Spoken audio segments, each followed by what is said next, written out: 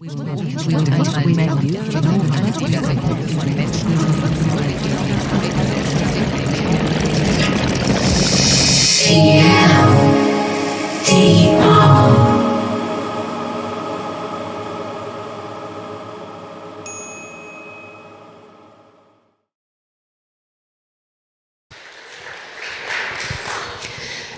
I'm Solana.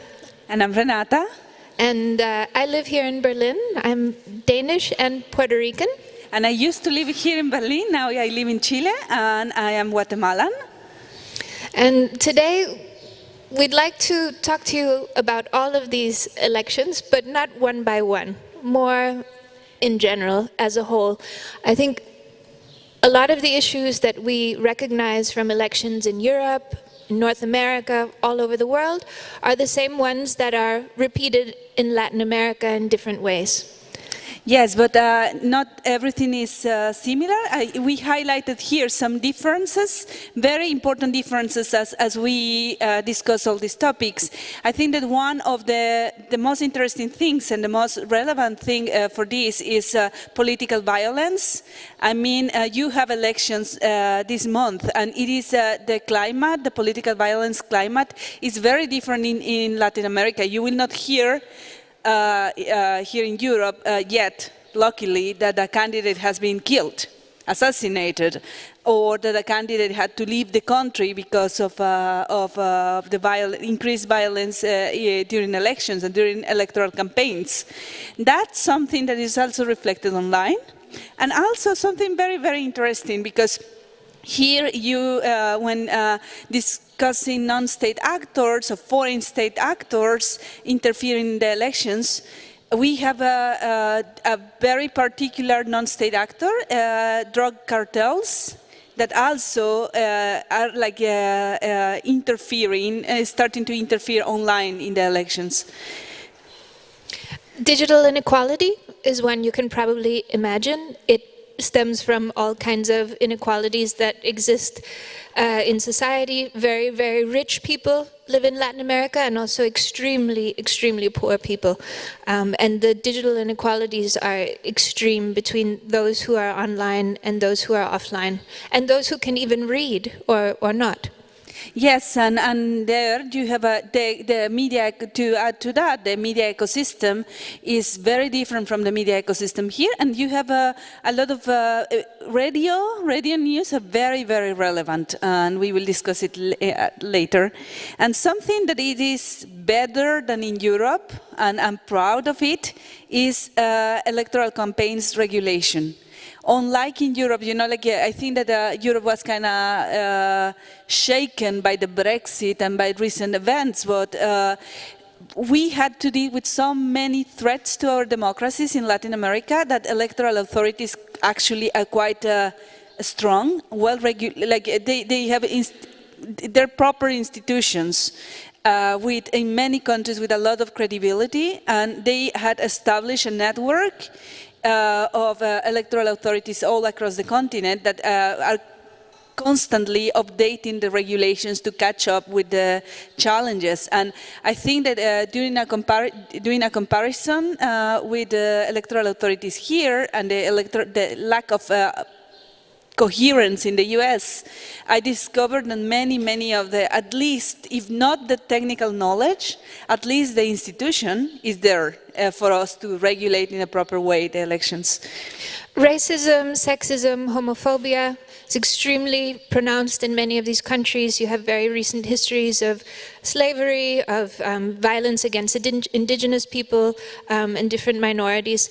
The role of the evangelical church, politically speaking, is very strong and creates a lot of strife. Many problems with machismo, with homophobia, and this is all something that plays out online in different forms in terms of harassment and violence, I think to an extent that is more extreme than we would be familiar with here, at least. Yes, it is more extreme, but at the same time in Latin America there are many cultural nuances that are not noticeable for someone like curating or like moderating the social networks remotely from San Francisco or else. Yeah. And also, I will say that while we have a very strong electoral regulation, we have a very weak net neutrality and very weak data protection regulation. Even in the countries where there's net neutrality regulation or data protection regulation in place, the electoral authorities and the data protection authorities are not working hand in hand yet. And we will see more of this soon, I imagine.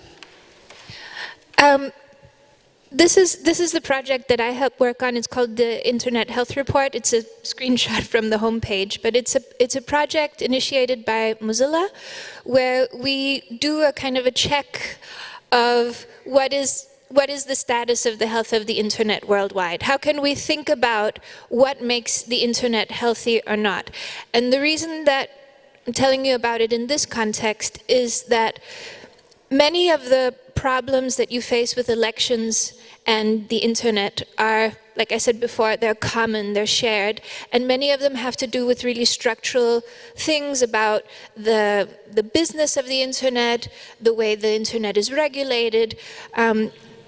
Unless you understand the root causes of many of the problems of disinformation, of hate speech, then it's really difficult to do anything about it. And as part of this project, we've made a framework to try and assess what does it mean for the internet to be healthy. And there are 5 issues that we look at, which are privacy and security, openness, digital inclusion, web literacy, and decentralization. And because this is just a short talk, we're just going to look at 3 of them that are very relevant for Latin America. Yes, and I will start with the first one, which is the one that my office works closer with.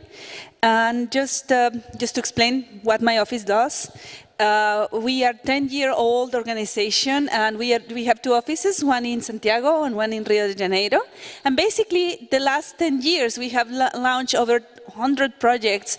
We were like utopians of the technology and the internet and how it could strengthen democracy.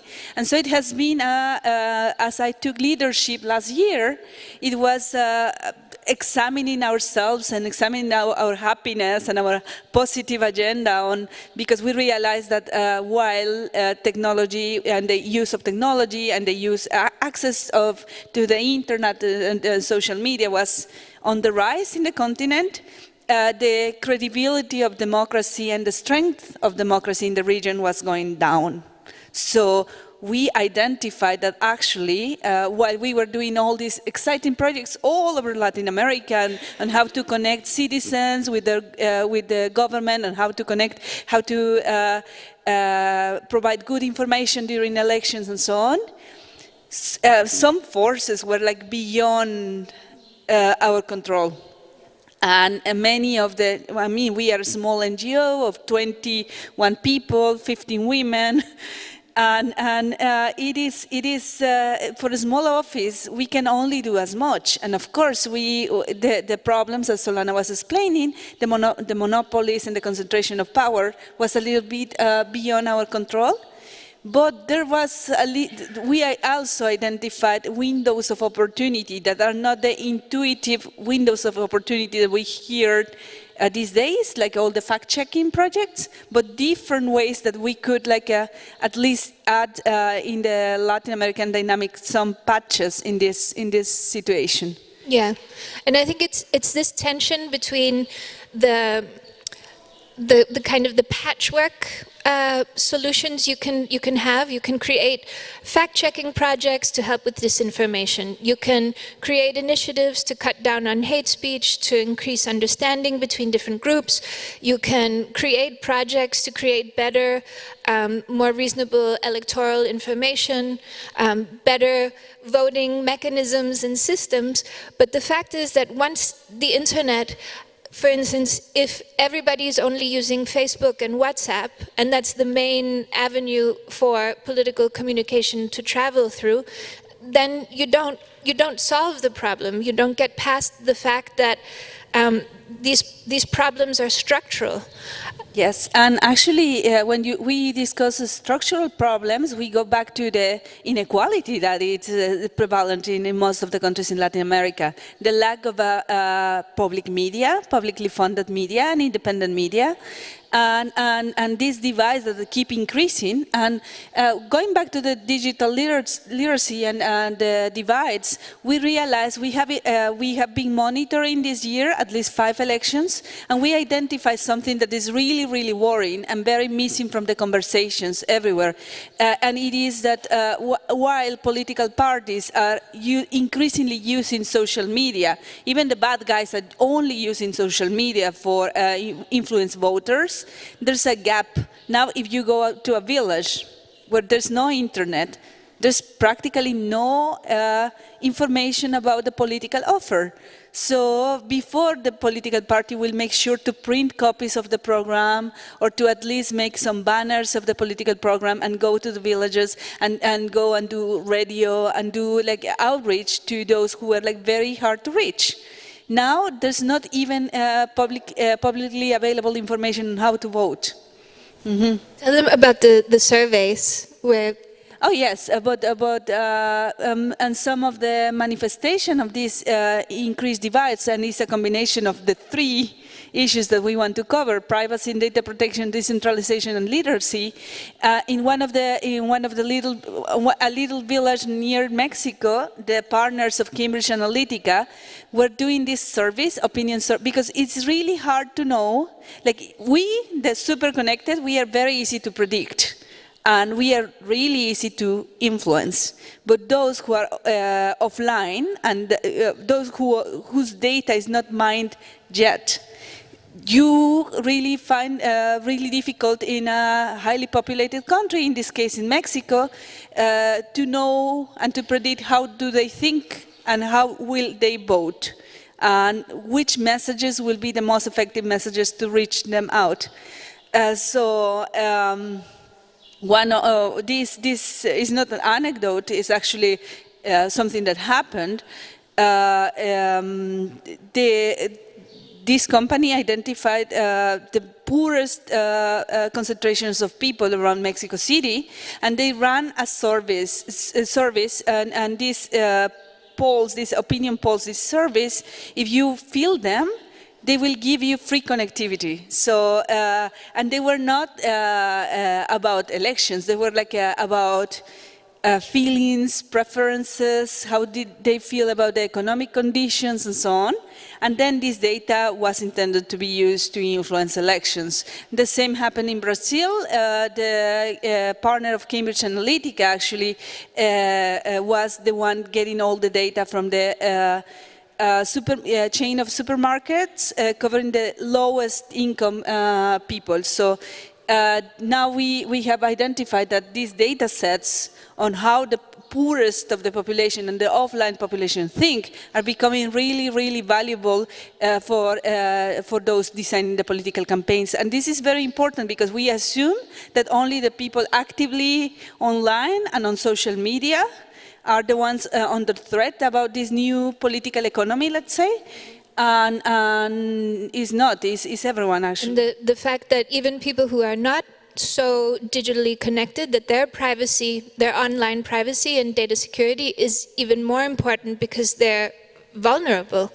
I think that's something that we don't think about, the people who are less connected as being as in need of having extremely strong data privacy protections, because you imagine there isn't as much data to share. And there's another very interesting thing. In many of the countries in Latin America, there were social programs, and so lots of data about the poorest people is really accessible to the government in power. And we wonder whether the governments in power are using this data, very precious data, to shape the campaigns. Probably yes. And that data is I think that the open government movement got too distracted in issues like transport and so on, and it didn't realize the potential, the political potential, and how unfair will be for some political party to have access to this data than to not to have access to this data. In the end, I think the point we do want to make is that the internet is both good and bad at the same time. The internet is an incredible, I think, tool for improving a lot of the electoral processes that exist, but you also have to be aware of the threats at the same time. And yes, and to change, like basically what we used to do for elections at the office before, it was very simple and very like mostly focused for middle class people, and we used to like launch this kind of online platforms, know your candidate, know the political party proposals, make your own proposal online.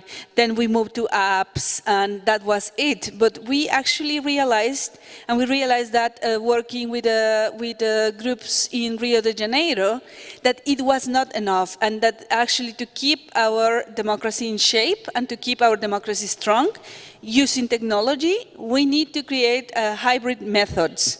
And so what we are doing now in Guatemala, in Ecuador, in the elections in Panama, and preparing for the upcoming elections in Brazil, municipal elections in Brazil next year, is a combination of both.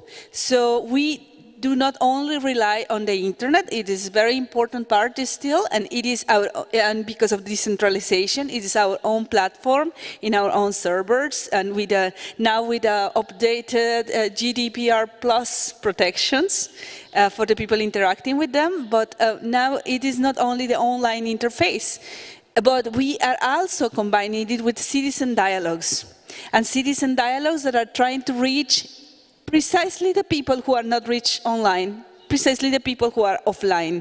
And it is really, really interesting, this method, because, for example, in Guatemala, we have the chance to have these conversations with people in their own language. We have 24 languages. So, and then the bridge that we are trying to do is, for example, there's Mariana. Mariana is our partner from the partner organization. She's working with the indigenous community. Then Mariana will get a translator to get after the citizen dialogue, the community as a whole makes a proposal to the candidates. And then it is uploaded and translated into Spanish for the platform to have more visibility. So that's one of the methods that we are doing to bridge the democratic gap. And just the other example with WhatsApp. WhatsApp is a reality that we have to deal with in Latin America because of the lack of net neutrality and so on. But we are trying to do a little experiment in Chile to shift, because WhatsApp is also the platform of all the push against migration. We have a lot of people coming from Venezuela and from Haiti. And now we are training senior citizens, citizens over 65 years old, to how to use WhatsApp for democratic processes and to push democratic discourse on it. So we are doing with social centers where they go to train and to play chess and to exercise, and we are doing these small WhatsApp workshops and social media workshops, so to teach the grandmother and the grandfather how they can be amplifiers of information, and how, so we are like, in these hybrid methods that we are doing at Ciudadanía Inteligente, we are trying to combine the power of offline and the power of community with the power of tech. I think overall, we have between us an ambition to make, a Latin America health report one day, to look at some of these changes over time and to try and have a better understanding of how we can change things over time. I think some of the lessons we wanted to highlight. The social media companies make a profit on these selling ads about politics. And they are not exceptional, and they have to be regulated as vendors, as any other company selling services for the elections. They have to be audited the same way, and they have to be treated the same way. And something, I don't know if that happens in Europe. I haven't been, as I do not vote here, I don't follow closely the dynamics, but something awful that happened in the elections of Mexico, in the elections of Ecuador, and is happening right now in the elections of Guatemala, is that Facebook has an office inside the electoral authority. They have this prominence in the elections, and Google as well. I mean, they take a very, very protagonic role that wouldn't be given to any local company. It would be like unthinkable. But I think that because we keep thinking that they are unique, that they are exceptional, we fall into this mistake. And why are they doing that? They are doing that because they provide, before, and we go back to decentralization, before it was the electoral authority, the central point, pushing information out for the voters. Now is the electoral authority on Facebook pushing out information to the voters, and that it is a big conflict of interest. It's a big elephant in the room. Especially when these companies have questionable, like a sense of responsibility to populations around the world. We can expect that they listen to some extent to the problems that are happening in the United States. We can expect that they respond when there are huge media scandals or public relations scandals that affect them in different ways. But how much they care about the problems in a village in Guatemala or a village in Mexico is not something we can... It is even more perverse than that, because if you make Facebook or Google, YouTube, or so the central point for a voter to go and get the information about elections, it is not about the information you get. It is the information they get about the voters, because they will have information like how much time they spent on this candidate or that candidate, or maybe, like, you know, if you have that information as a collective, they can design the nudges to make people go and vote. And they are offering themselves to play that role, but then they will have a very, very complex role on vote suppression, for example. And I think that this has been largely unexplored, and we need to do deep research on that, and the authorities should open cases against them and stop partnering with them. Yeah, in this case, we think that regulation is definitely necessary. Access to information from the platforms in order to do research is really necessary.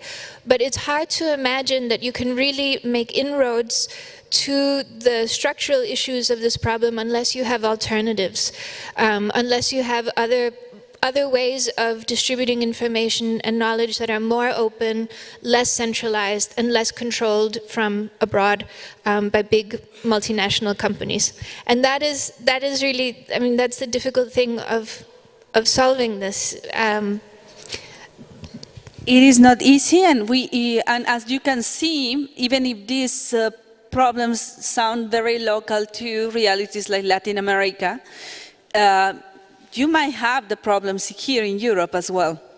And I think that it is part of this, as it is the climate crisis, this democratic crisis, is because we have the same tech giants dominating the way that we even elect our candidates everywhere.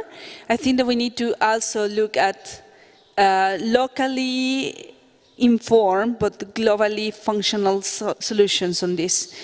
And and that's our time.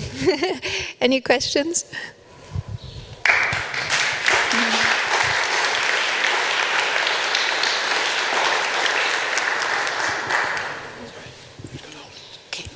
Thank you very much. I have a question. We know that fake news, it's a big problem in Latin America as well. And I would like to ask Renata if you're working in cooperation with some fact-checking agencies in Latin America, or if you have, if there is any project in this field. Well, there's a constellation of wonderful projects. We are aware of them. We are not working specifically with any of them.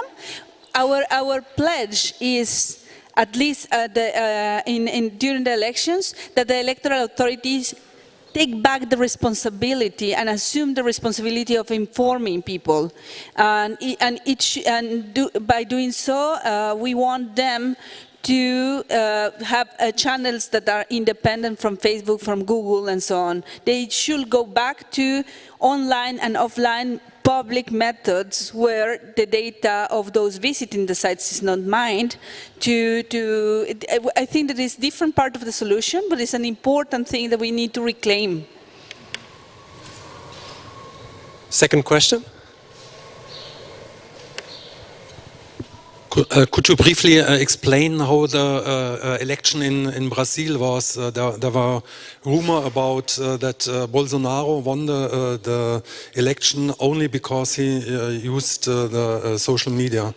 I think that we will need to discuss during 5 hours the situation of the election of Brazil. But what I want to highlight is just one aspect, a tiny aspect. When WhatsApp became the default platform for the poor people to communicate among themselves and distribute information, that was a big opportunity to anyone willing to seize it. Because if you have all the poor connected to the same platform, and it is a very, very, very easy vehicle to push. It is captive audience, you know, and the problem with lack of net neutrality is one of the highlights of that. But you can also overstate the importance of social media, because there are so many different complexities in the history and in the politics and the wider situation. I think the fairest thing you can say is that it was definitely a factor. There was definitely manipulation, and that these tools, whether WhatsApp and Facebook, are open to abuse, and they are used and abused by people who have money. And that's the kind of thing that you see in all different kinds of elections, is that when there's an opening to take power, to grab power, then there's also money that is ready to be spent to influence an outcome in either direction. And usually what we have observed is in combination with mainstream media always. And the interesting thing of Brazil is it's continuing. Now this guy is in power and is using from power, now with the accessing all the data of all the citizens and so on, he's keeping the same dynamic to perpetuate his ideas and ideals now in power. Here, the next question. So thanks again for a very interesting talk. I was wondering, from way back here, we're very far away from all of that. Is there something we can do to improve the situation? Yes, research. Research. I think that usually you here in Europe you have access to research funds, and you have access to lots of experts, and it will be like really, really interesting to have, especially in the divides. I think that and these situations of democratic deficit, it will be really cool to have that kind of research. I have a wish list of. Yeah. And just like the internet is connected worldwide, so are the regulators watch each other and learn from each other. So I think that the decisions that are made here in this country or in this region about how to regulate the internet, how to carefully moderate or not moderate or remove content or not, like the solutions that are invented here for disinformation or harassment are likely to be mirrored in other parts of the world.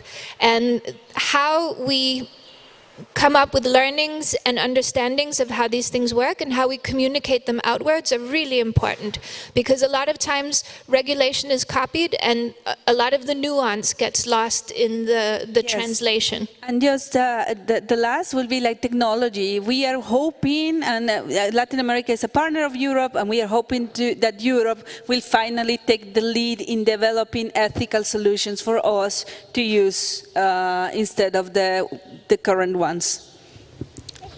Thank you. Thank you. We